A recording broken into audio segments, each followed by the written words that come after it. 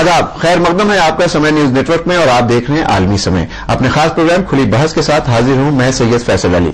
मुल्क में आम इंतखाब हो रहे हैं। तमाम सियासी पार्टियां वोट हासिल करने के लिए साम दाम ढंग भेद सभी तरह के हथकंडे अपना रही हैं। इस मुहिम में जबान भी सियासी हदें पार कर रही है। लीडरान ऐसे बयानात के इस्तेमाल कर रहे हैं जो उनके मुल्क के मफाद को कम और सियासी मफाद को ज्यादा जाहिर करता है। लेकिन क्या वाकई इन बयानात का अवाम पर असर हो रहा है या इसके पीछे कोई खास मकसद पोशीदा है?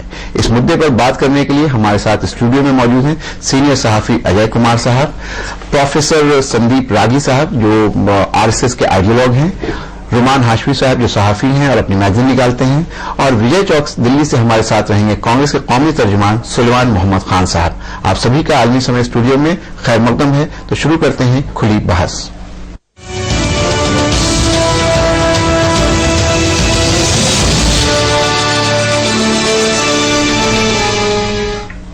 मुल्क में आम इंतखाब का दौर जारी है। तमाम सियासी पार्टियों के लीडरान अपनी और पार्टी की कामयाबी के लिए आखिरी दौर लगाने की धुन में कुछ भी कर गुजरने को तैयार हैं। तरक्की और बदवानी जैसे अहम इश्यूज को छोड़कर ये लीडरान नाजेबा अल्फाज का इस्तेमाल करने की सारी हदें पार करने से भी गुरेज नहीं करते, जिससे मुल्क की कौमी यकजहती खतरे में पड़ती नजर आ रही है। यहाँ सबसे बड़ा सवाल यह है कि इन लीडरान के लिए मुल्क बड़ा है या सियासी मफाद। पेश है एक खास रिपोर्ट।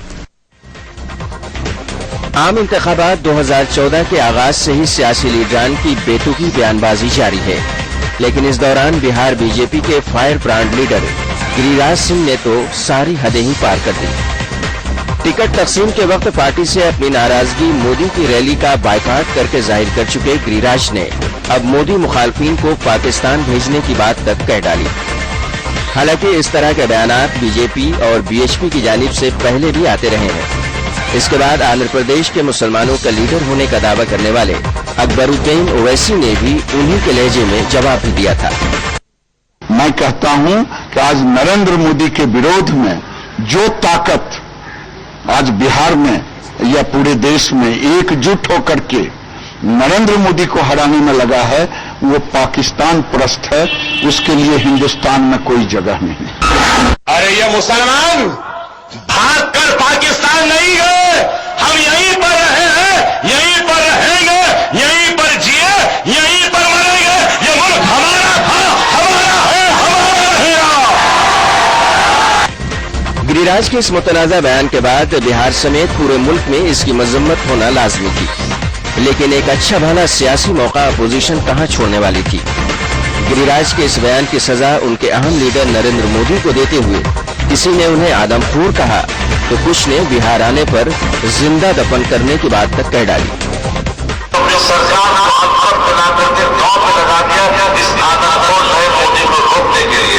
सरकार कर नहीं चाहते तो अच्छे से करते, लेकिन देखा जब एक आदमखोर नए मोदी आ रहा है, हिंदू मुस्लिम एकता आपस में लड़ाएगा, जमात को लड़ाएगा, माननीय मुख्यमंत्री नीतीश कुमार को बर्दाश्त नहीं।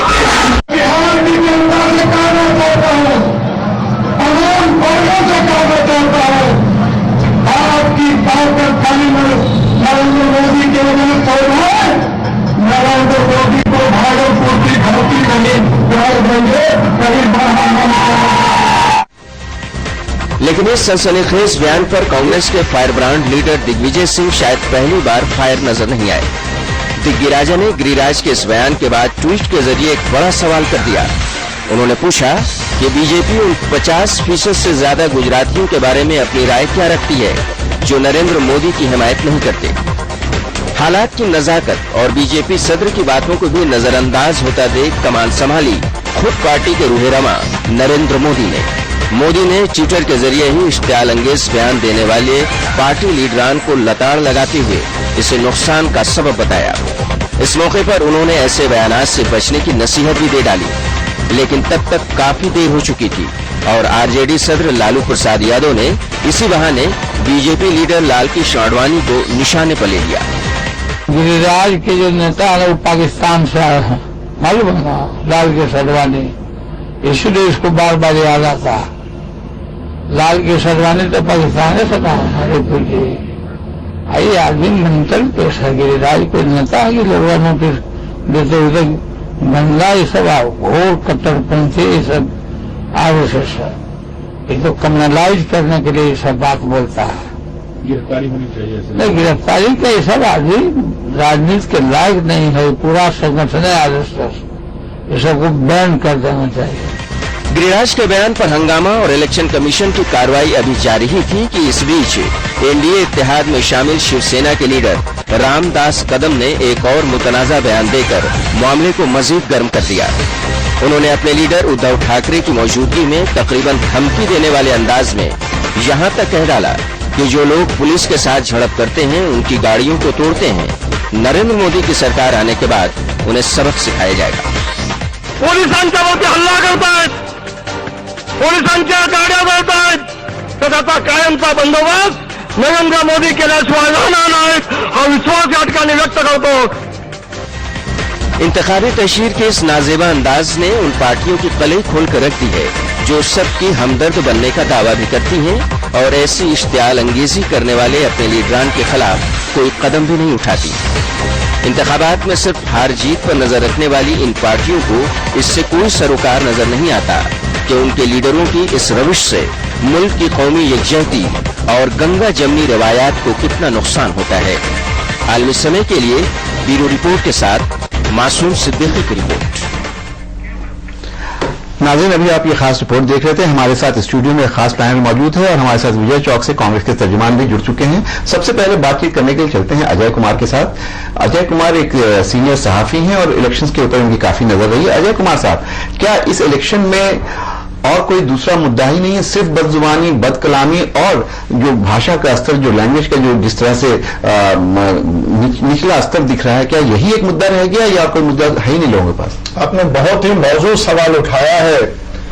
मुझे यह कहना पड़ेगा, अफसोस है कि खिजाएं अब चमन को लूट रही हैं, साख गुलतार अब सूख कर टूट रही हैं। इलेक्शन के इस हालात में राष्ट्र गायब है, देश गायब है, सियासी मसले और बदजुबानी का आलम है, जो खतरनाक संकेत है कि हमारे बच्चे, हमारा समाज, ये इलेक्शन 16 मई को खत्म हो जाएगा, रिजल्ट आएगा, जिसकी सरकारें बननी होगी बन जाएगी, जिसकी हार होनी होगी हो जाएगी। मुल्क का क्या होगा?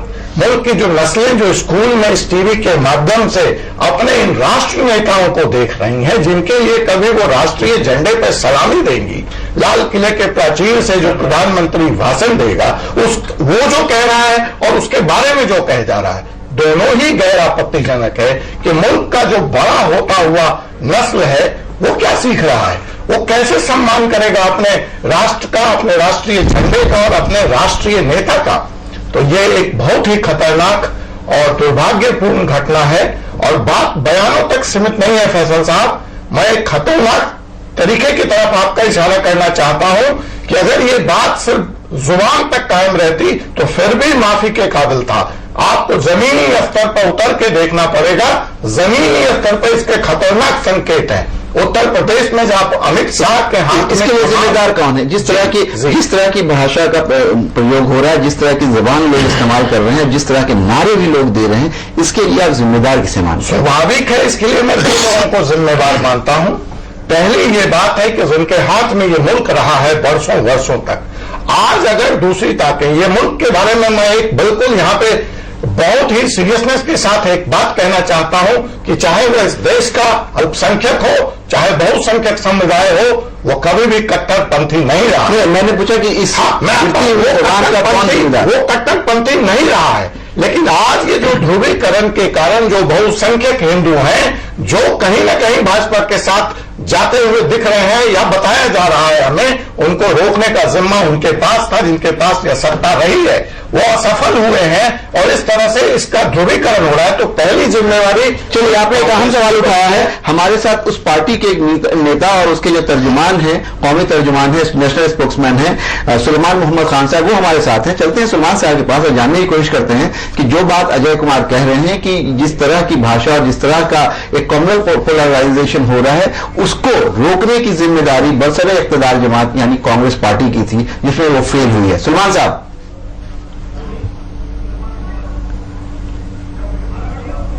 सुलेमान साहब, आपको आवाज आ रही है मेरी? जी बिल्कुल आ रही है मुझे आपकी आवाज।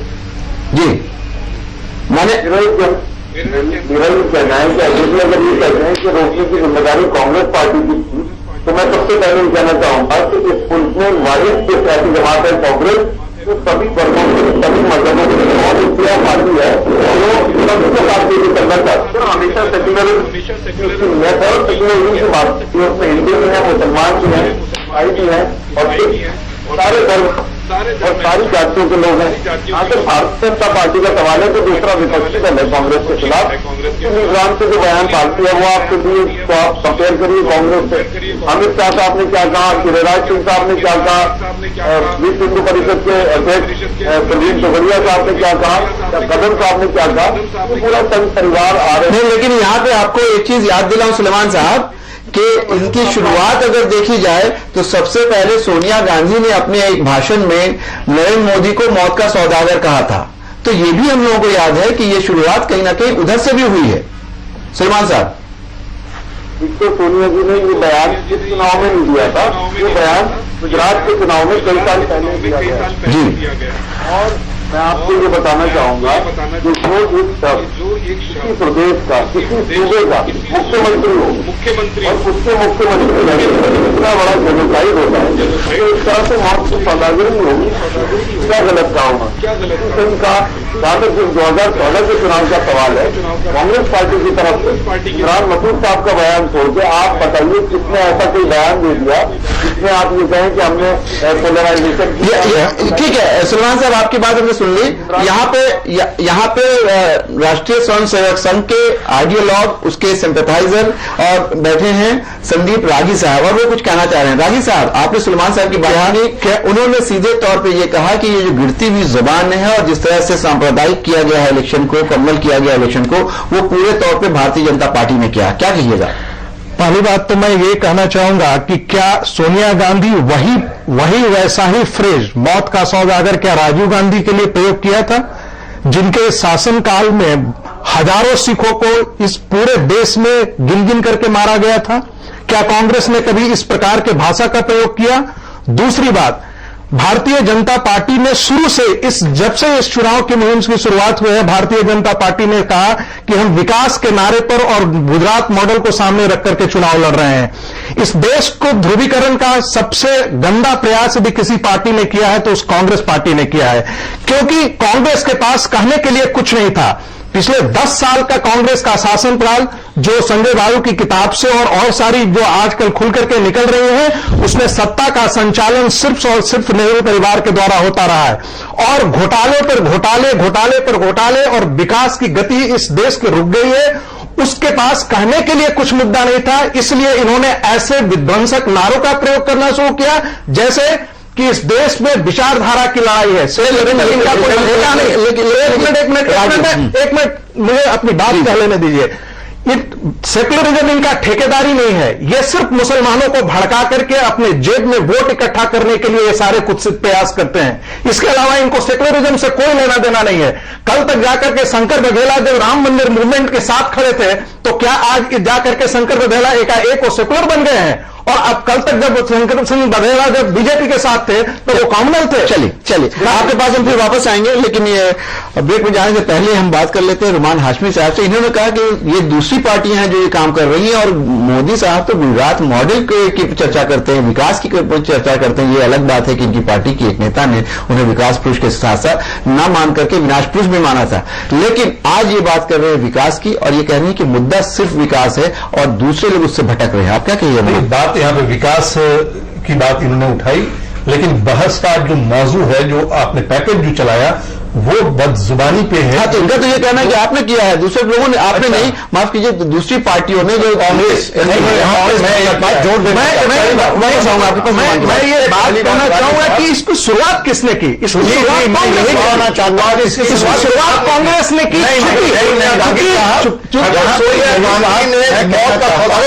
तो आप उसके बैकग्राउंड में पीछे जाइए। दंगा हुआ, दंगे में क्या मोदी का रोल रहा है वो तो अभी भी सुप्रीम कोर्ट में मामला चल रहा है, अदालत उस पर जांच कर रही है। आज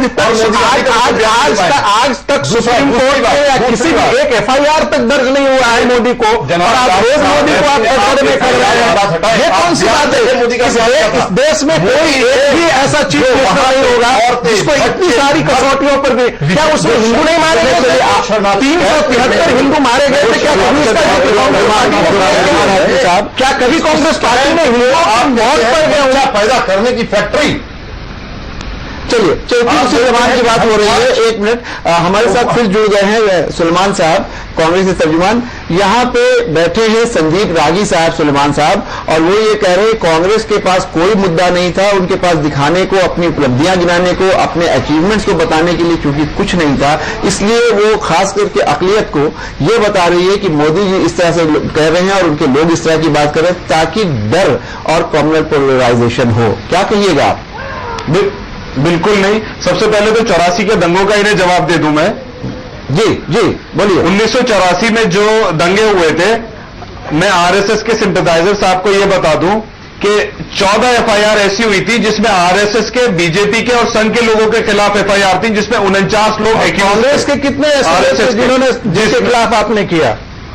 आप हमारी बात सुनिए, हमने आपको इंटरव्यू नहीं किया था, हमारी बात सुनिए ना, हम आपको जवाब दे रहे हैं। बोलिए। 49 लोग आरएसएस के, बीजेपी के और संघ परिवार के लोग एक्यूज थे।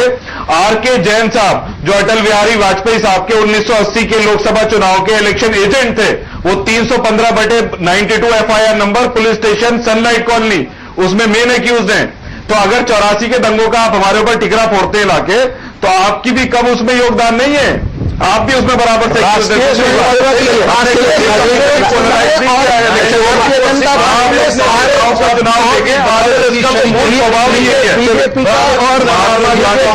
डेस्टिनेशन जो हुआ है ध्यान दिया था। तो ये सुलेमान साहब यहाँ पे वक्त हो गया ब्रेक का। ब्रेक के बाद वापस आएंगे तो गुफ्तगू इसी बात से जारी रहेगी कि क्या उस दंगे के लिए सिख दंगा जो हुआ था उसके लिए कांग्रेस और बीजेपी दोनों जिम्मेदार थी। लेते हैं ब्रेक।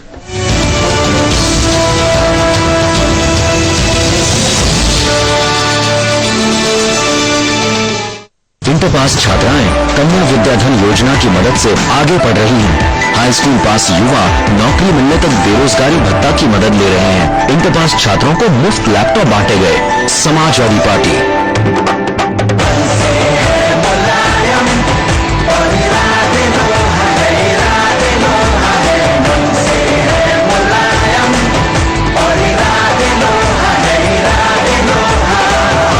समाजवादी पार्टी को वोट दे।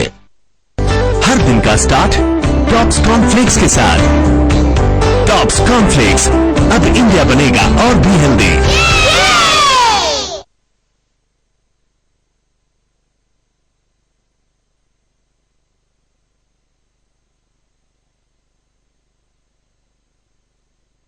मुर्दा लफ्ज़ मुंह से बोलेगा और मुजरिम राज खोलेगा। साए भी उगलेंगे सुराग, कातिल होगा बेनकाब।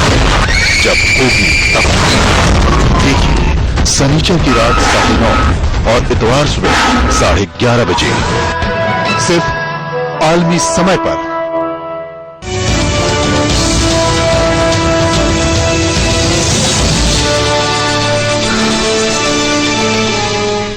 ब्रेक के बाद आपका एक बार फिर खैर मकदम है। ब्रेक में जाने से पहले रुमान हाशमी ये बताने की कोशिश कर रहे थे कि अगर 1984 के सिख दंगों की बात करें तो वो सिर्फ ऐसा नहीं है कि उसके लिए कांग्रेस जिम्मेदार थी, कांग्रेस और बीजेपी दोनों जिम्मेदार थी। लेकिन सुलेमान साहब का ये कहना है कि नहीं, उसमें आरएसएस के भी बहुत ज्यादा लोगों के ऊपर एफआईआर हुई थी, केस हुआ था। सुलेमान साहब क्या कह रहे थे आप?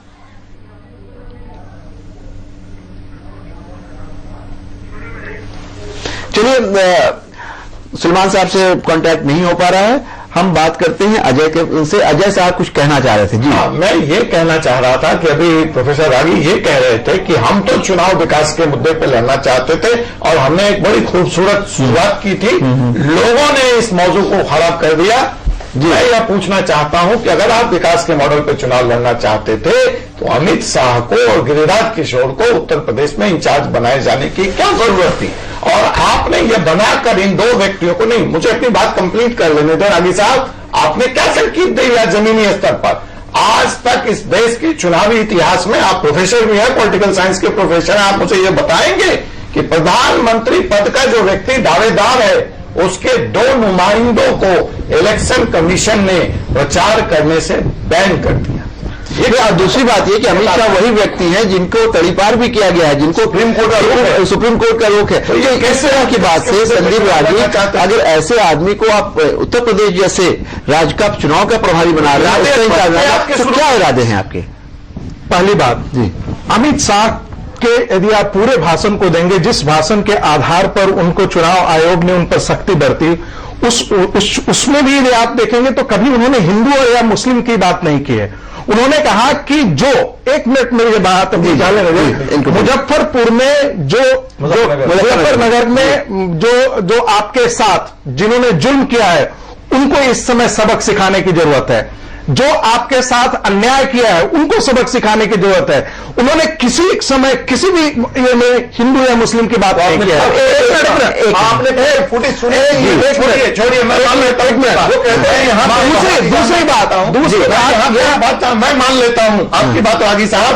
फिर उस मंच पर उस विधायक का मोदी के आने से पहले माल्यार्पण और स्वागत क्या बता रहा है, क्या संदेश देना चाहते थे आप?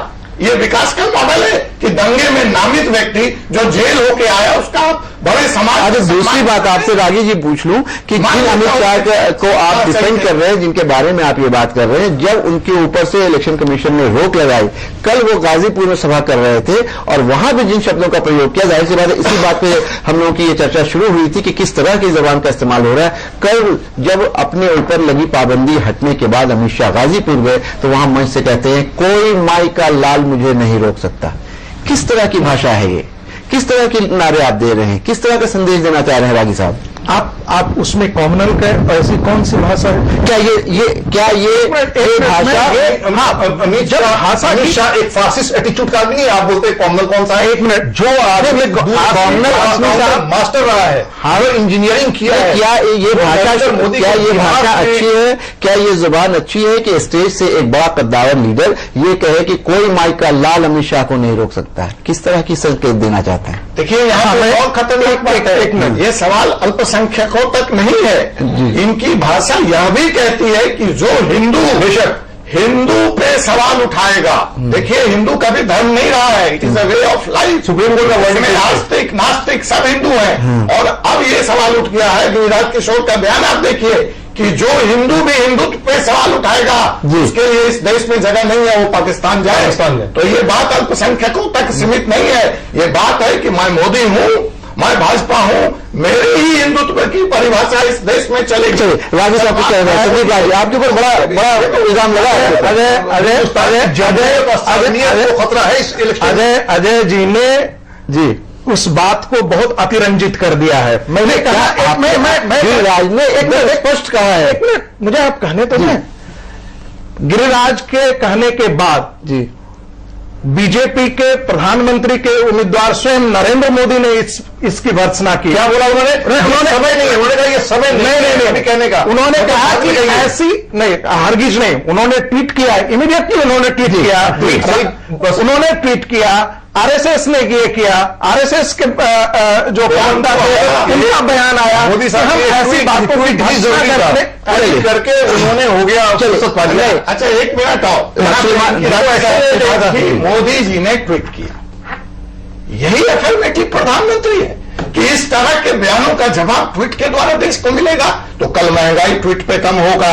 आप मनमोहन सिंह पे आरोप लगाते हैं कमजोर प्रधानमंत्री, इस बार तो आप बड़ा अफर्मेटिव सकारात्मक प्रधानमंत्री ला रहे हैं। तो ऐसे गंभीर सवालों पर इस देश का प्रधानमंत्री ट्वीट के जरिए जवाब देगा। चलिए, अपने नेताओं पे रोक नहीं लगाएगा, साहब हमारे साथ मंत्रियों पे रोक नहीं लगाएगा। नरेंद्र मोदी बातें करते हैं, नरेंद्र मोदी का करेगा बॉडी लैंग्वेज, नरेंद्र मोदी का पानी मिला करेगा। आरएसएस आपकी बात नरेंद्र मोदी ने एक बात सुनते हैं, एक ही भाषा में बात करते हैं।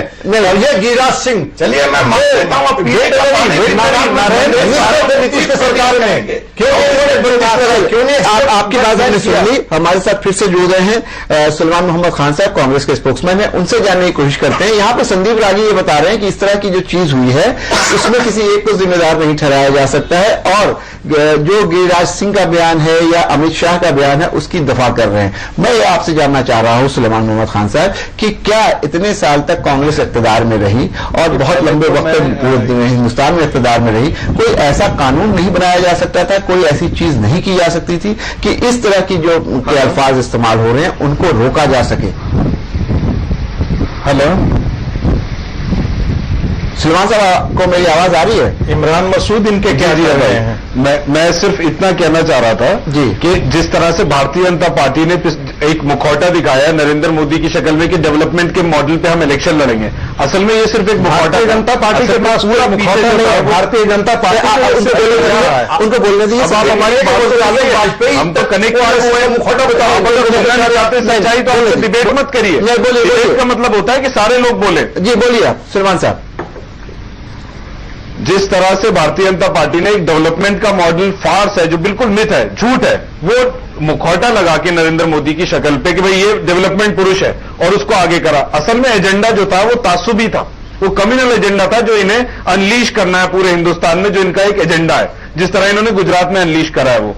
इसीलिए जैसे जैसे शुरू में डेवलपमेंट चलता रहा, 15 अप्रैल को राजनाथ सिंह जी जाके कल पे जवाद साहब से मिलते हैं, क्योंकि 17 तारीख को वेस्टर्न यूपी में पोलिंग थी 11 लोकसभाओं पे, वो मुस्लिम बेल्ट है। 17 होने के बाद गिरिराज सिंह जी बयान देते हैं, नकवी साहब कहते हैं राम मंदिर बनेगा, फिर ये प्रवीण तोगड़िया जी, तो पूरा इनका हार्डलाइनर इमेज सामने आती जाती है। यानी आप ये कह रहे हैं सुलेमान की सुलेमान साहब पूरी हो जाए। एक बात और कहना चाह रहा हूं, मैं एक बात और कहना चाह रहा हूं, उसके साथ साथ जिस तरह के बयान इन्होंने दिए हैं, ये बात अब बिल्कुल साफ हो चुकी है कि जिस तरह ये शुरू में डेवलपमेंट कर रहे थे, ये असल में इनका तासुबी एजेंडा ही है, कम्युनल एजेंडा ही है। और जहां तक कांग्रेस की ये बात करते थे डेवलपमेंट की, जो 10 साल में कांग्रेस पार्टी ने काम किए हैं, जो नीतियां और पॉलिसीज बनाई हैं, वो शायद देश में इतने सालों में किसी पार्टी ने नहीं करी। 6 साल आप भी सेंटर में रहे, आपने क्या किया? घपलों की ये 60 सालों में जनाब, 60 सालों में ये जो तासुब फैलाई, नफरत फैलाई, आप 6 साल का बताइए हमारे सरकार हो गया, इसकी जिम्मेदार कांग्रेस की सबसे बड़ी कहते हैं 60 महीने। जिस तरह से आपने गंगा सफाई अभियान जो केंद्र की सरकार चलाती रही, उस तरह से गंगा यमुनी तहजीब को बचाने का अगर आप अभियान चलाते हैं, चलिए ये चलिए आपके खिलाफ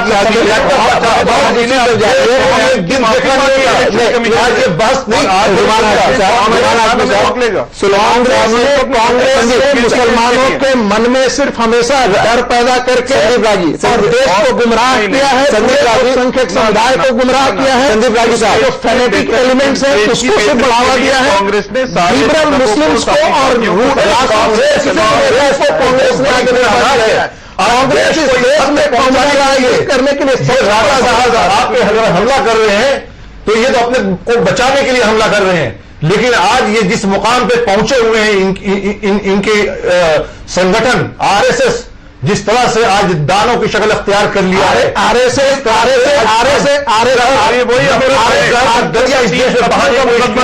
जो कांग्रेस पार्टी में रही है, और आज अगर आरएसएस नागरिकों को ऐसे फिर वोट का बछड़ा नहीं मानती मानती है भैया। रागी साहब क्या बात करते हैं?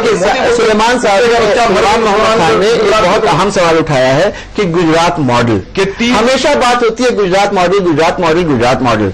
अगर गुजरात मॉडल इतना बढ़िया विकास का मॉडल है, डेवलपमेंटल का आइडियल मॉडल है, तो उसके बारे में बहुत ज्यादा बात क्यों नहीं की गई? अजय कुमार जी, यही तो सवाल मैं कह रहा हूं कि आखिर इस देश में क्या आरोप हैं कांग्रेस सरकार पर जिनके खिलाफ भाजपा चुनाव में है? पहला आरोप कि कमजोर सरकार, मैं उसके बदले एक मजबूत प्रधानमंत्री दूंगा। वो मैंने आपको बता दिया कि हमारा प्रधानमंत्री जो बनने वाला है, जो बिहेव कर रहा है कि वो बन चुका है, वो ट्वीट के जरिए इस देश की समस्याओं को सॉल्व किया करेगा। जो अपने नेताओं के चुनाव पूर्व अगर इलेक्शन कमीशन का डंडा ना हो तो ये दोनों मान्यवर रुकते नहीं। और ऐसी हालत में ये मंत्री अभी तक जो जुबान से बोल रहे हैं वैसी नीतियां बनाएंगे। गुजरात मॉडल सबसे अच्छा जो दोबारा देखने को भी मिल रहा है। अजय से बात कर लो, गुजरात मॉडल पर आखिर जो सबसे बड़ा आरोप है इस सरकार पर वो है महंगाई, बढ़ी हुई महंगाई का, खाने महंगाई, भ्रष्टाचार। चलिए तो हम वही तो जानना चाहते हैं, कम्युनलाइजेशन ऑफ द सोसाइटी। ये छठा चरण है, आज देश फिर मतदान कर रहा है। आपका कोई फॉर्मूला आया कि आप इस देश में खाने पीने की वस्तुओं पे महंगाई कैसे कम करेंगे? क्या मोदी जी का प्रभाव जो शेयर मार्केट में दिखा, मोदी इफेक्ट, चलिए और इसी पे हम रुमान हाशमी से बात कर रहे हैं। रुमान हाशमी ये बता रहे हैं कि जो बात मोदी जी कह रहे हैं या जो बात बीजेपी और आरएसएस के लोग कह रहे हैं कि करप्शन, इन्फ्लेशन, ये सारी चीजें हैं जिसको मोदी जी दूर करेंगे। क्या आपने कोई रोड मैप देखी है अभी तक कि इनके इलेक्शन कैंपेन में किस तरह से ये करेंगे? देखिए ऐसा है, ये जो भी इनके डेवलपमेंट का, विकास का, तरक्की का जो मुद्दा है, ये मुद्दा अपने एजेंडे को पूरा करने के लिए है। It is just a mask to implement their fascist agenda. देश को सबसे बड़ा दूसरी बात एक मिनट, ये जो तरक्की है, विकास की जो मामला है, इससे बड़ा खतरनाक मामला आज देश में है सांप्रदायिकता, फिरकापरस्ती। उसकी वजह है क्यों? उसकी वजह बता रहा हूं। उसकी वजह यह है कि अगर करप्शन का बात उठता है, पूरा देश यूनाइट हो जाता है, इंडिया गेट पे जमा हो जाता है, कहीं भी जमा हो जाता है। लेकिन एक अफवाह अगर उड़ जाता है, आप फिरकावारियत, दंगे की बात हटाएं, सिर्फ एक अफवाह फिरकापरस्ती का उड़ जाता है, पूरा देश दो हिस्से में बढ़ जाता है। इसलिए देश को करप्शन से ज्यादा बड़ा खतरा फिरकावारियत से है। अभी इस इलेक्शन में एजेंडा करप्शन से बड़ा फिरकावारियत होनी चाहिए, न कि करप्शन, क्योंकि देश को फिरकावारियत से ज्यादा बड़ा खतरा है। नरेंद्र मोदी विकास पुरुष की बात करते हैं, उनको प्रोजेक्ट किया जाता है। आज भावनगर में एक मुस्लिम बिजनेसमैन मकान खरीदता है, एक हफ्ते से विश्व हिंदू परिषद, बजरंग दल के लोग वहां पे धरना डाले हुए हैं। प्रवीण तोगड़िया बोलते हैं कि बजरंग दल का बोर्ड लगा दो, कब्जा कर लो, फांसी तो नहीं हो जाएगी। राजीव गांधी के हत्यारों को फांसी नहीं हुई तो कब्जा करने में क्या फांसी होगी? क्यों नहीं नरेंद्र मोदी ऐसी बातें बातें ने किया। सुल्तान सिंह के जो मैं आऊंगा उसमें भी आऊंगा, कभी भी मुस्लिम समाज ने उसको उस पर भी आऊंगा। लेकिन इससे पहले चलते हैं सुलेमान साहब के पास। सुलेमान साहब, आपको आवाज आ रही है मेरी? सुलेमान मोहम्मद साहब, आवाज आ रही है आपको? सुलेमान मोहम्मद साहब, चलिए, बहुत सारी बातचीत हो रही है और जैसा कि कह रहे हैं रुमान हाशमी साहब कि विकास का मुद्दा या करप्शन का मुद्दा, इन सारे मुद्दों से सबसे बड़ा मुद्दा है कम्युनल हार्मोनी का मुद्दा, किस तरह से मुल्क एक रहे। अजय कुमार साहब, जिस तरह के अल्फाज इस्तेमाल किए जा रहे हैं, जिस तरह की बात की जा रही है, खुल्लम खुल्ला ये कहा जा रहा है कि वो, मुझे याद आती है बुश की वो बात कि either you are with me or you are with terrorist, उसी तरह का अगेंस्ट मी। तो इसी तरह की बात कहीं ना कहीं मोदी जी के भाव से, मोदी जी के प्रचार लग रहा है। लेकिन जिस तरह से पाकिस्तान को इस चुनाव में लाने की कोशिश की जा रही है, जिस तरह से लोगों को यह बताने की कोशिश की जा रही है कि अगर आप हमारा सपोर्ट नहीं करते हैं तो आप पाकिस्तानी हैं, क्या यह मुनासिब है? बिल्कुल मुनासिब नहीं है। और मैंने कहा कि सवाल ये अल्पसंख्यक तक अब सीमित नहीं रह गया है, सवाल उन राष्ट्रभक्त हिंदुओं पे भी उठाया गया है कि अगर आप मोदी के हिंदुत्व से सहमत नहीं है तो आप हिंदू नहीं है। नहीं, सवाल हिंदुस्तान नहीं है, ईसाई का नहीं है, सिख का नहीं है। सवाल यहां पे हिंदुस्तान के सालमियत का है, जमहूरियत का है, गंगा यमुनी जो तहजीब है हजारों साल की, सवाल उसके सवाल आम हिंदुस्तानी का है। इसको इस नजरिए से ना देखा जाए कि हिंदू इससे एग्री करता है कि नहीं, वो इत्तेफाक करता है कि नहीं। सवाल ये है कि आम हिंदुस्तानियों पे हमले हो रहे हैं, आम हिंदुस्तानियों पे हमारे साथ आप वही नारा दे रहे हैं जो कांग्रेस नारा दे रही है। जैसे कांग्रेस मुसलमानों को डरा करके सेकुलरिज्म इस देश को डिवाइड कर रहा है, हर कोई सेकुलरिज्म की बात करता है। अगर में जो सारे में आप क्या करें, इमरान मसूद भी सेकुलरिज्म के इमरान मसीह को जेल में डालो। इसी बात पे आते हैं, जो भी जेल में डालो। कांग्रेस अपने कैंडिडेट को सुल्तानपुर से बेगौर कर दिया। संदीप रागी, सुल्तान साहब, ये इल्जाम लग रहा है कि आपका जो कैंडिडेट है मुस्लिम, उसने भी नरेंद्र मोदी को के बारे में बहुत ज्यादा बदजुबानी की, बदकलामी की, कैसे जवाब दीजिएगा आप? क्या आपको नहीं चाहिए था कि उसके ऊपर कोई एक्शन ले? ये सुनने के लिए हम तैयार नहीं है कि बीजेपी ने क्या किया। आप एक एग्जाम्पल सेट कर सकते थे। इसका मतलब तो यही है कि हर पार्टी में इस तरह के लोग हैं और पार्टी जानबूझ करके इस तरह के बयान पर नजर बंद रखती है। क्या कहिएगा सुल्तान मोहम्मद साहब? बहुत ही कम वक्त में मैं 3 बातें कहूंगा। पहली बात, अमित शाह जी जो 3 कत्लों के जिम्मेदार हैं उनको यूपी का प्रभारी बना के भेजा गया है। बीजेपी की ये नियत थी कि कम्युनलाइज करा जाए चुनाव को, और एक क्रिमिनल को जिसके ऊपर 3 कत्ल के मुकदमे चल रहे हैं उन्हें भेजा गया। दूसरी बात, मोदी जी को कोई क्लीन चिट नहीं मिली है। मजिस्ट्रेट साहब की कोर्ट में उनकी एसआईटी की रिपोर्ट फाइल हुई है, वो मैजिस्ट्रेट ने एक्सेप्ट करी है। अभी हायर कोर्ट, अपीलेट कोर्ट और सुप्रीम कोर्ट की स्क्रूटनी बाकी है, तो अभी कोई क्लीन चिट मोदी जी को नहीं मिली है। तीसरी बात, इमरान मसूद साहब का बयान। इमरान मसूद साहब का जो बयान है बेइंतहा निंदनीय है। न कांग्रेस पार्टी की ये शैली है, न तरीकेकार है। कांग्रेस पार्टी की कांग्रेस पार्टी ने उन्हें पार्टी से बाहर नहीं निकाला। जानते हैं यदि कांग्रेस पार्टी इतनी संवेदनशील नहीं निकाला। एक मिनट, हाँ बोलिए जी। इमरान मसूद साहब की बात का मैं जवाब देता हूं। जिस तरह की भाषा का जो हमने वीडियो में देखा, हम उस तरह की भाषा, ना हमारा वो चरित्र है, ना हमारी वो भाषा है। हमारी जबान मोहब्बत की, प्यार की, इखलास की। कांग्रेस अध्यक्षा जाकर के मुस्लिम नेताओं से मिलकर के जब ये कहते हैं कि देश में मुसलमान जो है वो कांग्रेस को वोट करे, स्वभाव ये है। राजनाथ सिंह ने ये नहीं कहा कि मुस्लिम लोग चीजों के लिए आप खड़े होते हैं। किसी बात, कोई आदमी अपनी बात कह रहा हो, बीच में आप इंटरवीन करें, तमीज नहीं है आपका। चले आप अपनी बात खत्म कर लें, फिर सुमित रागी से बात करेंगे। जी बोलिए। मैं सिर्फ इतना कहना चाह रहा था कि जिस तरह का हमारा स्वभाव है वो तमीज का और तहजीब का और मोहब्बत का है, सबको साथ लेके चलने का है। हमने इमरान मसूद साहब से जवाब मांगा था, उन्होंने जवाब दिया कि हमारी बयान को तोड़ मरोड़ के पेश किया गया है। दूसरी बात, उनके ऊपर एफआईआर दर्ज हुई है, वो अरेस्ट हुए, उनकी बेल हुई है, मामला विचाराधीन है न्यायालय में। पिछले चुनाव में 2009 में वरुण गांधी जी ने कैसा बयान दिया था, उनके ऊपर भी एफआईआर हुई थी। जब बीजेपी ने उन्हें सस्पेंड किया था, नहीं किया था, उनका टिकट काटा था, नहीं काटा था। इसका जवाब दे दे, मैं जवाब दे दूंगा इमरान मसूद साहब का। चलिए, बहुत सही बात है। ये पूछ रहे कि आपने वरुण गांधी ने इसी तरह का बयान दिया था पीलीभीत में पिछली बार, उनके ऊपर भी केस हुआ था, एफआईआर हुई थी, उस वक्त आपने तो नहीं निकाला था। रैली साहब से जानना चाह रहा हूं जी। हाँ, मैं ये कहना चाहता हूं कि चुनाव में इस प्रकार की भाषा, चाहे वो किसी भी पार्टी से है, अब आप डिफेंसिव में हैं। हम डिफेंसिव नहीं हो रहे हैं जी। अब आप बयान थोड़ी दे पाएंगे। नहीं, मैं ये कह रहा हूं कि इस प्रकार की भाषा का प्रयोग चाहे वो किसी भी पार्टी से हो, वो गलत है। मेरा दूसरा यहां पर कहना है कि इस पूरे चुनाव को यदि किसी एक पार्टी ने यदि सबसे ज्यादा कम्युनलाइज किया है तो वो कांग्रेस पार्टी है, और उसके लिए स्वयं सिर्फ और सिर्फ कांग्रेस पार्टी जिम्मेदार है। नरेंद्र मोदी को स्वयं नीतीश कुमार चाहते थे कि राष्ट्रीय अजय आपके पास भी वापस आएंगे, रागी जी से भी बात करेंगे और सुल्तान मोहम्मद साहब से जानने की कोशिश करेंगे। जो इल्जाम लगा रहे हैं संदीप रागी की सबसे ज्यादा कम्युनलाइज किया है इस इलेक्शन को कांग्रेस पार्टी ने, मुझे नहीं समझ में आ रहा है किस मुद्दे दलील के साथ ये बात कह रहे हैं। इसका जवाब सुल्तान मोहम्मद ज्यादा बेहतर देंगे, लेकिन यहां वक्त हो गया एक ब्रेक का। ब्रेक के बाद वापस आएंगे, गुफ्तगू जारी रहेगी।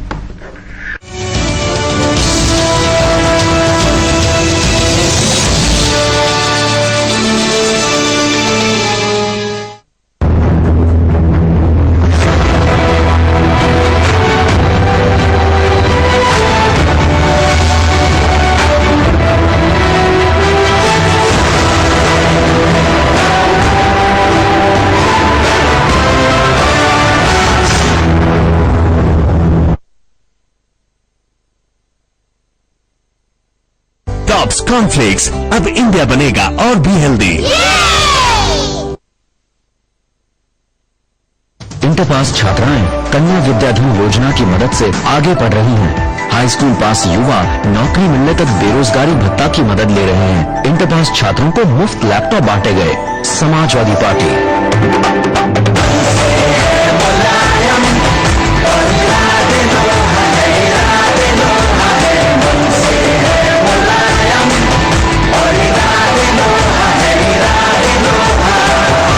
समाजवादी पार्टी को वोट दें। गुजरात मॉडल झूठ है। गुजरात मॉडल अगर सच्चा है तो मुसलमानों को खून से लगा हुआ।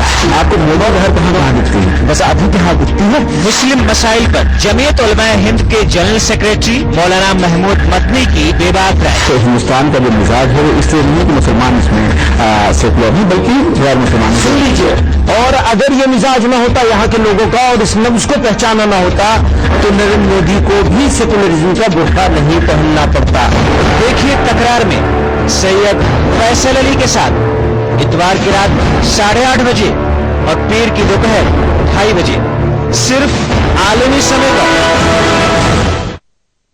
जो मेरी काबिलियत और रोजगार की दूरी को कम करता है, मेरा वोट उसी को, मेरा वोट कांग्रेस को। जमीन की जन्नत के दिलकश रंग, कुदरती हुस्न, सफाफत की तरंग, अहम मामलात पर अवाम की आवाज, रहन सहन का निराला अंदाज। देखिए रंगे कश्मीर हर जुमे को रात 9:30 बजे और इतवार को सुबह 10:30 बजे सिर्फ आलमी समय पर। एक खिलाड़ी अकेला पूरे मैच को नहीं जिता सकता, इसलिए हमारा वोट उसी को जाएगा जो अकेले नहीं पूरे टीम के साथ खड़ा हो। हमारा वोट कांग्रेस को।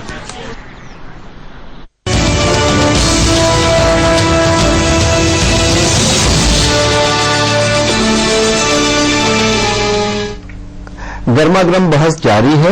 हर आदमी अपनी पार्टी की दफा करने की कोशिश कर रहा है। कांग्रेस के जो नुमाइंदा हैं, कांग्रेस के जो स्पोक्समैन हैं सुल्तान मोहम्मद खान, वो ये बता रहे हैं कि जितनी भी बुराई और गंदगी आई है इस इलेक्शन कैंपेनिंग में वो बीजेपी की तरफ से आई है। अब बीजेपी की तरफ से जो नुमाइंदगी कर रहे हैं, अब प्रोफेसर संदीप रागी जो आरएसएस के आइडियोलॉग हैं, वो ये कह रहे हैं कि ये पूरा जो इलेक्शन कॉर्पोरेलाइज हुआ है वो कांग्रेस के जरिए हुआ है। आप क्या कहिएगा सुलेमान साहब?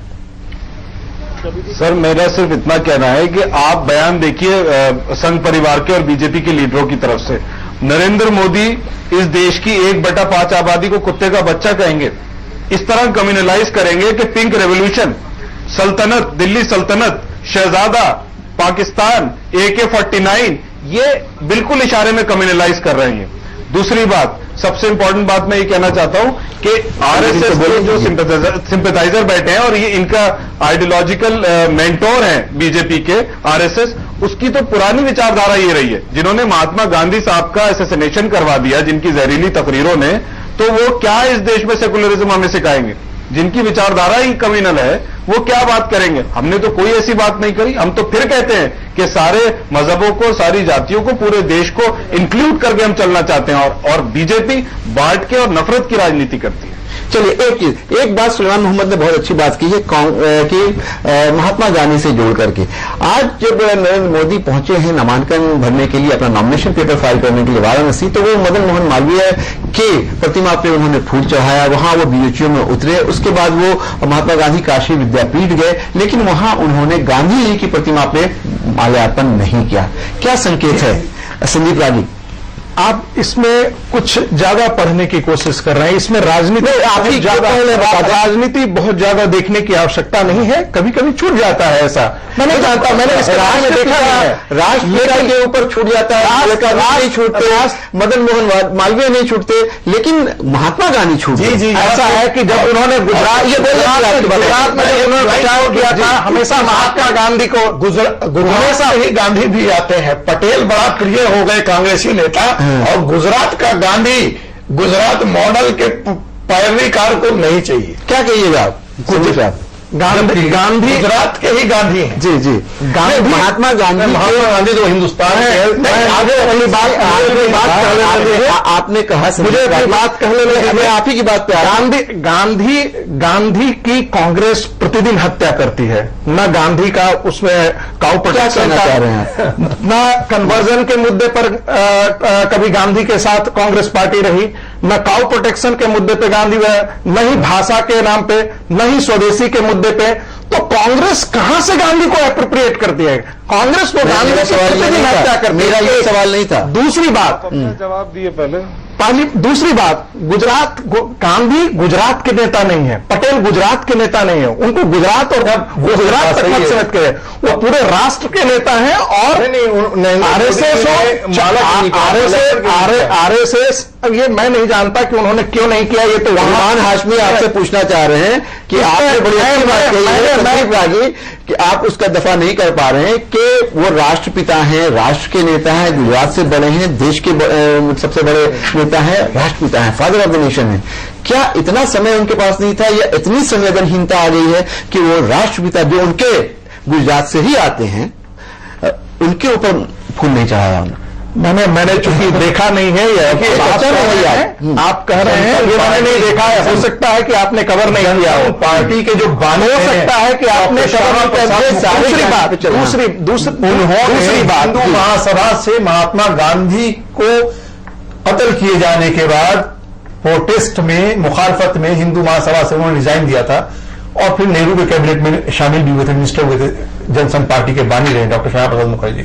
तो जो श्यामा प्रसाद मुखर्जी महात्मा गांधी के कत्ल के प्रोटेस्ट में कंडेम किया और हिंदू महासभा से रिजाइन दिया, आज इतनी दूर चला गया उस मुझे लगता है कि हाशमी साहब को अपने और जनसंघ की क्रॉनोलॉजी करनी चाहिए।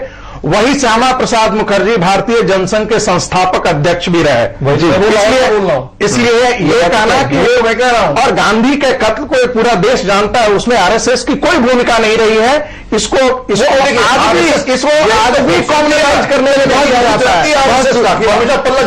बहस दूसरी तरफ जा रही है, हम इसमें नहीं जाना चाह रहे, लेकिन ये बताइए कि जिस तरह से आप लोगों ने आपके ऊपर जिस तरह का इल्जाम लग रहा है संदीप रागी, इसका कोई सही जवाब नहीं आ पा रहा है कि पूरे तौर पे चाहे वो बयान हो कुत्ते के पिल्ले वाला, चाहे वो बयान हो मियां मुशर्रफ वाला, चाहे वो टोपी ना पहनने की बात हो, चाहे गिरिराज सिंह का बयान हो, रामदास कदम का बयान हो, या जितने भी आपके दिग्गज नेता हैं उनका बयान पे अगर नजर डालें तो कहीं ना कहीं स्ट्रेटेजिक तरीके से सोचे समझे ये लगता है कि रहे गाहे बगाए वो उसको कम्युनलाइज करने की का प्रयास करते हैं। क्या आपको ऐसा कोई ट्रेंड लगता है? नहीं, गाहे बगाहे से मैं माफ कीजिएगा, मैं एग्री नहीं करता हूं। एक सोची सब्जी रणनीति का हिस्सा, मुझे आपको लगता है पूरी रणनीति का हिस्सा जी, कि एक मुंह दिखाने के कुछ है हाथी के दांत और खाने के कुछ हैं, कि दिखाने के लिए बात तो विकास की होती है, उसके बाद ये जो फोर्सेज हैं इनको खुला छोड़ दिया जा रहा है कि आप अपने हिसाब मैं अजय जी से पूछना चाहूंगा जी कि जब यह चुनाव शुरू हुआ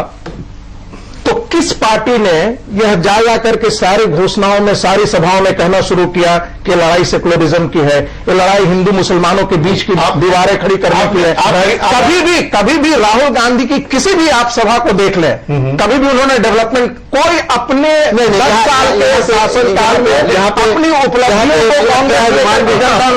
मानेंगे। कांग्रेस राहुल गांधी ने अकेले कम से कम मुद्दे पे हमेशा बातचीत की, हालांकि वो भी थोड़ा भटके, लेकिन मुद्दों को उन्होंने सामने रखा है। आपसे एक सवाल, प्रवीण तोगाड़िया का, क्या उन्होंने प्रवीण तोगाड़िया का वीडियो देखा है? हाँ, मैंने देखा है। आप ये बताइए एकदम संजीदा तरीके से, आप प्रोफेसर हैं संदीप रागी, कि जिस तरह की भाषा का प्रयोग कर रहे हैं कि पहले मकान पे बजरंग का बोर्ड लगा दो, उससे काम ना चले, मुसलमानों को कब्जा कर लो, उसके बाद ना हो तो टमाटर फेंक लो और उसके बाद उसके ऊपर थूको, उस पर कैसे आगे बात को जस्टिफाई कीजिएगा? ये भाषा है रागी साहब के साथ में रागी साहब से जाना चाह रहे हैं। साथ ये बोला जा रहा है कि ये इस बात को इंश्योर करो, निश्चित करो कि मुसलमान हिंदू इलाके में जमीन कहीं ना कहीं मुल्क को बांटने की बात है, हिटोज में बिल्कुल पूरे तरह से आप दो हिटोज में रहे मुसलमान। रागी साहब, मुझे लगता है कि ये सवाल मेरा आपसे पर्टिनेंट, आप बताइए। आप मुझसे उत्तर खोज रहे हैं लेकिन हाशमी साहब उत्तर देना चाहते हैं। नहीं, इस मुद्दे यदि आप इस पूरे घटना चक्र को देखें तो उसके बाद स्वयं आरएसएस प्रवक्ता ने कहा कि हम ऐसी बातें निंदनीय है, ऐसी बातें नहीं होनी चाहिए, यह गलत है। दूसरी बात, प्रवीण तोगड़िया ने भी इस बात का खंडन किया है।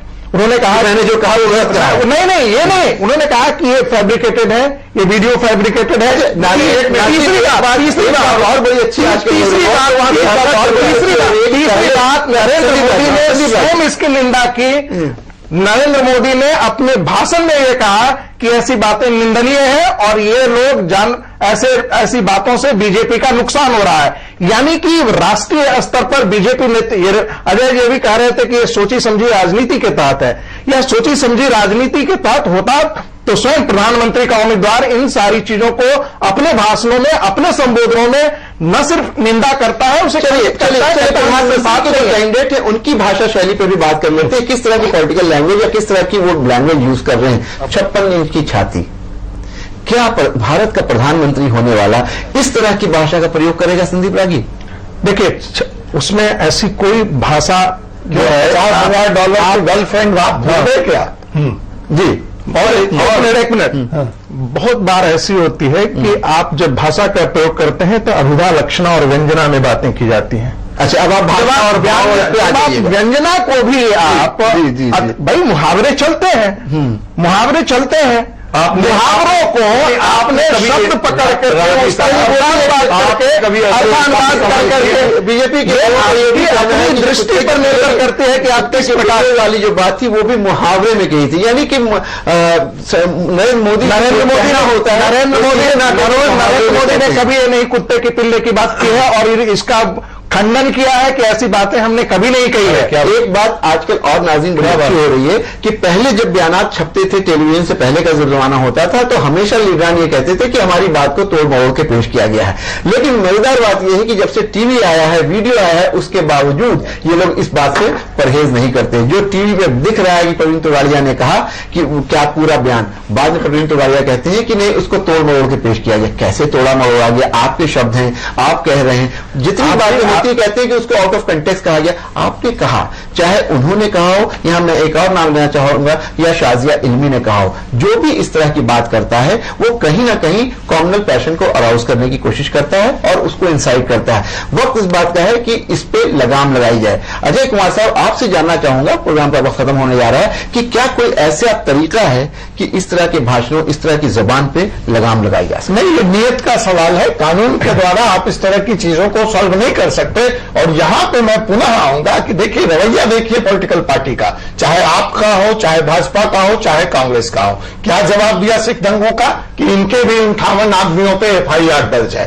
क्या जवाब दिया कि भाजपा माहौल बिगाड़ रही है? उसका जवाब दिया नहीं, इन्होंने मौत के सौत का सबब, मतलब समस्या का समाधान नहीं है, ये उसके ऊपर दोषारोपण करेंगे और वो इनके ऊपर गेंद वापस फेंकते हैं।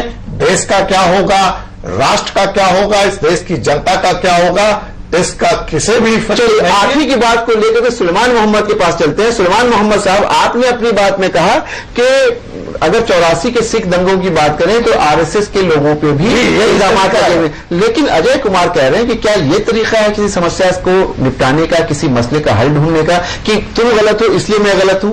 आपने क्या अच्छा अपनी तरफ से किया है? आपने इस इलेक्शनियरिंग को अच्छा बनाने के लिए, उसमें अच्छे अल्फाज लाने के लिए, उसमें मुद्दे पर बहस करने के लिए, या उसको संजीदा रखने के लिए कांग्रेस ने क्या किया? जी सुलेमान, देखिए, मैंने 84 का जो जिक्र किया था वो उनकी बात का जवाब दिया था। ये RSS और बीजेपी की एक सेट लाइन है। कांग्रेस ने 84 में ही किया, हमने हमारे तो लीडर उसमें ट्राई हुए और हमारे लीडर ने इस बात को एक्सेप्ट भी किया। किसको? अमरिंदर सिंह, हमारे प्रधानमंत्री सोनिया जी ने माफी भी मांगी, हमने माफी भी मांगी। हम ये अमरिंदर सिंह ने क्लीन चिट दी जी, हमने नहीं ना, अब आप दूसरे नहीं, अब आपको एक बात का जवाब दे, हमने उसके लिए माफी भी मांगी। इन्होंने आज तक एक बार ऐसा नहीं कहा कि इनके इतने ज्यादा लीडर इन्वॉल्व हैं, उल्टा हमारे ऊपर ये कहते हैं उसका जवाब दिया था। हम उस पर लड़ाई नहीं कर रहे हैं। हमारा ये कहना है कि इस तरह की भाषा का प्रयोग जो इस चुनाव में यूज हुई या उससे पहले, ये बिल्कुल गलत है, देश के लिए खतरा है। सब लोगों को, बात चुनाव नहीं है, बात है देश की यूनिटी इन डाइवर्सिटी, ये बात है। बात को देश को जोड़ के रखना है। चुनाव तो आया, आपने बयानबाजी करी, आपने लोगों को पोलराइज करने की कोशिश करी, इससे क्या मतलब है? कांग्रेस पार्टी की विचारधारा है कि सबको साथ में लेके इंक्लूसिव ग्रोथ हो, देश आगे हो, प्रॉस्पर हो। जी चाहता है कि मैं आपकी बात पे यकीन कर लूं कि बाहर के दिन अब आ रहे हैं, मगर ये खबरें तो आप मुझको कब से सुना रहे हैं मानवर। आप इनके ऊपर जवाब नहीं है आपके पास। ये जो कर रहे हैं, तोगड़िया जो कर रहे हैं, वो इस देश में नई बात नहीं है।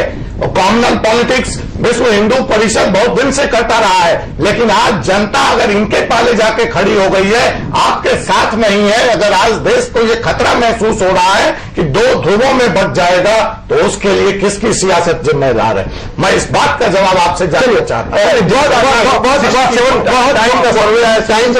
रुमान साहब, मुख्तसर में आपसे जानना चाहूंगा सलमान साहब कि ये कह रहे हैं कि जो कॉमनल पोलराइजेशन हुआ है और जिस तरह से लोग, एक बड़ी तादाद जो दिख रहा है, 16 मई को पता चलेगा कितने वोट आपको मिले, कितनी सीट्स आपको आई, लेकिन जो दिख रहा है कि लोग आपसे खफा हैं। क्या कहिएगा सलमान साहब? देखिए, ये कोई भी मोदी लोग दिख रहे हैं, हम इस मुख्तसर हम नहीं इसे मानते। कांग्रेस की वेव है, कांग्रेस को लोग भरोसा कर रहे हैं, कांग्रेस की सरकार आएगी। सिर्फ एक शेर पर बात खत्म करूंगा, ना तेरा है ना मेरा है, ये हिंदुस्तान सबका है, और जो ना समझा ये बात उसमें नुकसान सबका है। तो रुमान हाशमी साहब ना बड़ी अच्छी बात है कि न तेरा है न मेरा है, ये हिंदुस्तान सबका है, लेकिन इस हिंदुस्तान को बांटने की बात की जा रही है। प्रोग्राम का वक्त खत्म हो रहा है, सिर्फ आपसे 30 सेकंड में जानना चाहेंगे कि इस तरह के माहौल को बनने से रोकने में क्या करना चाहिए। देखिए मुख्तसर एक बात तो ये कि इन्होंने कहा कि मेजोरिटी जा रही है। मेजोरिटी टाइम मैगजीन का एक बार न्यूट्रल सर्वे आया, 67% लोग मोदी को नो कर रहे हैं। दूसरी बात, इन्होंने कहा कि जो अल्फाज आ रहा है, मोदी ने कहा, मोदी जी ने कहा, या जिसने भी कहा व्यंग्यात्मक है, व्यंजन है, तो एक शेर है आज के हालात को लेकर के, और मोदी जी पे खास करके शेर है, वो भी मजाहिया और तंजिया है, व्यंग्यात्मक ही है। वो शेर यूं है कि बहरे को महफिल की निजामत सौंप दी हमने, मुलजिम को अदालत मुस्लिम को के हाथ में अदालत सौंप दी हमने, हमें छानेगा, खौलाएगा और पी जाएगा। अगर इस चाय वाले को हुकूमत सौंप दी हमने, चाय वाले को हुकूमत सौंप दी तो चाय वाला चाय की तरह खौला के पी जाएगा। क्या इतना आसान है संदीप रागी? देखिए, मैं बहुत संक्षेप में बात कहना चाहता हूं कि इस देश के हर नागरिक इस देश का नागरिक है, उसे अल्पसंख्यक और बहुसंख्यक के आधार पर नहीं बांटा जाना चाहिए। वह न हिंदू है, हिंदू भी है, वह मुस्लिम है, लेकिन सबसे पहले वह इस देश का नागरिक है। इलेक्शन में चाहे कोई भी पार्टी जाए, चलिए इन सारे मुद्दों को अलग हटा करके देश के विकास और देश के विकास के बारे में भी सिर्फ बातें की जाए तो ये सारी चीजें अपने आप गौन हो जाती हैं। नाज़रीन, अभी आप गर्मा गर्म बहस देख रहे थे और सलमान मोहम्मद खान ने एक बहुत अच्छा शेर कहा कि न तेरा है न मेरा है, ये मुल्क सबका है। जिस दिन ये बात समझ में आ जाएगी उस दिन गिरिराज सिंह जैसे लोग इस तरह के बयान देने से बचेंगे, और यही वक्त की जरूरत है, यही मुल्क के लिए जरूरी है। हम तमाम मेहमान का शुक्रिया अदा करेंगे। खुली बहस में फिलहाल इतना ही। आप आलमी समय को इंटरनेट पर भी देख सकते हैं, लॉग ऑन करें समयलाइव.com। फिलहाल हमें इजाजत दीजिए और आप देखते रहिए आलमी समय।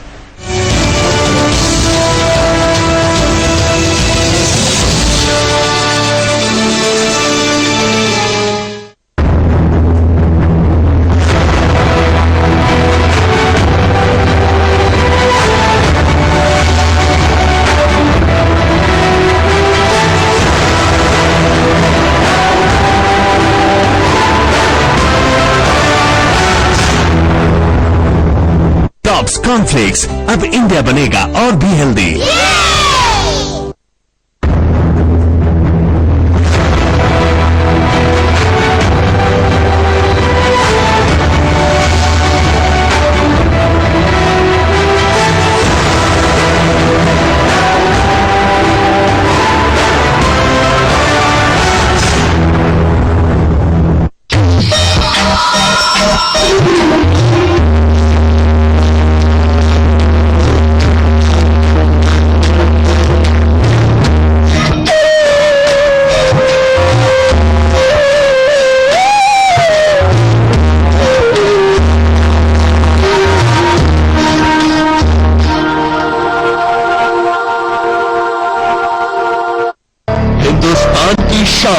उर्दू का तर्ज बयान, समाज का हालात का तर्जुमा, आपके मसाइल आपकी जबान, खबरों की समझ इंसाफ का कारवा।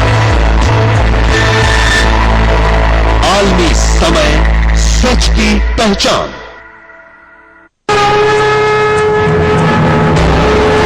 हम समय, समय सवेरा है, समय दोपहर है, समय संध्या है, समय सतत, समय शिखर,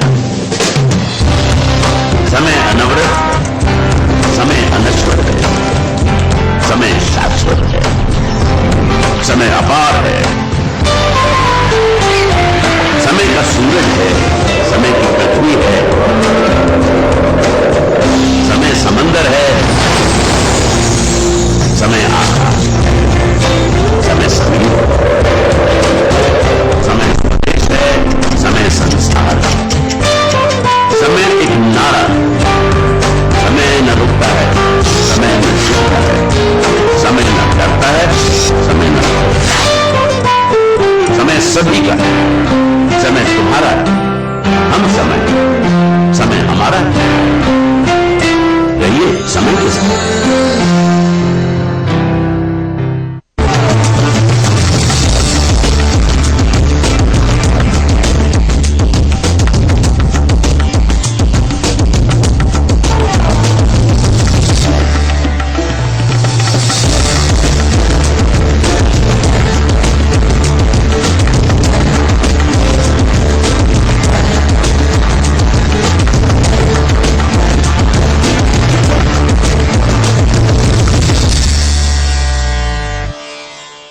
आलमी समय के खास प्रोग्राम आपकी आवाज में आपका खैर मकदम है। आबादी के तनासुब के हिसाब से मुसलमानों को रिजर्वेशन मिलना चाहिए, क्या कहना है?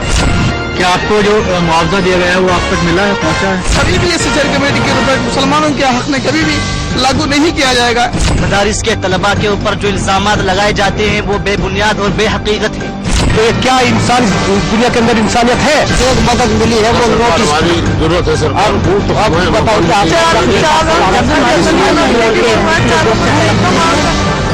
आपकी आवाज शनिचर की शाम 5:30 बजे और इतवार की दोपहर 12:30 बजे सिर्फ आलमी समय पर। मुर्दा लहर मुंह से बोलेगा, हर मुजरिम राज खोलेगा, साए भी उगलेंगे सिवार, कातिल होगा बेनकाब जब होगी तक। देखिए शनिचर की रात 9:30 और इतवार सुबह